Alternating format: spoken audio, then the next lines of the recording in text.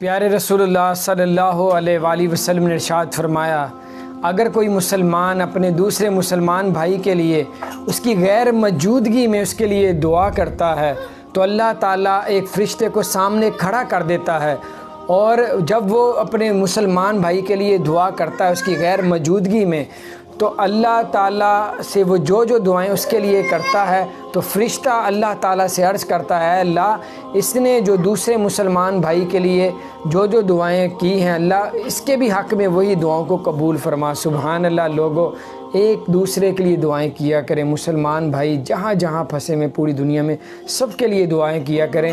اللہ تعالیٰ آپ کے حق میں بھی وہی پریشانیوں کو تکلیفوں کو دور کرے گا۔ اگر آپ کسی کے فائدے کے لیے دعائیں کریں گے اللہ تعالیٰ وہی فائدے آپ کو بھی عطا کرے گا۔ تو نبی پاک صلی اللہ علیہ وآلہ وسلم نے ارشاد فرمایا کہ دعاؤں سے تقدیریں بدل جاتی ہیں، دعاؤں سے نصیب اچھے ہو جاتے ہیں، اور دعاؤں سے اللہ تعالیٰ برے وقت کو اچھے وقت میں تبدیل کر دیتا ہے۔ پھر نبی پاک صلی اللہ علیہ وآلہ وسلم نے ارشاد فرمایا کہ اللہ تعالیٰ ہرگز غافل لوگوں کی دعاؤں کو قبول نہیں کرتا جو غفلت کے ساتھ دعائیں مانگتے ہیں۔ جو لوگ یقین کے ساتھ اور پورے بھروسے کے ساتھ دعائیں مانگتے ہیں کہ اللہ تعالیٰ ہماری دعاؤں کو قبول کرنے والا ہے اور اللہ ہی دعا کو قبول فرمائے گا، تو اللہ تعالیٰ اس کی دعا کو ضرور قبول فرمائے گا۔ جو غفلت سے دعائیں نہیں مانگتے، جو ایسے ہی یعنی کہ تکا دعائیں نہیں مانگتے، یعنی کہ بیٹھے میں ہیں دھیان کہیں اور ہے اور وہ غفلت ہے اور دعا مانگ رہے ہیں اللہ تعالیٰ سے۔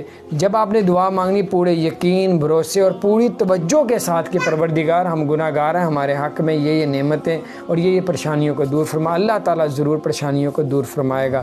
اور دعاؤں کے بارے میں تو اللہ قرآن میں بھی کئی آیتیں فرمائی ہیں کہ جو چھپ چھپ کے اللہ تعالیٰ سے دعائیں مانگا کرو، اللہ تعالیٰ راضی ہوتا ہے۔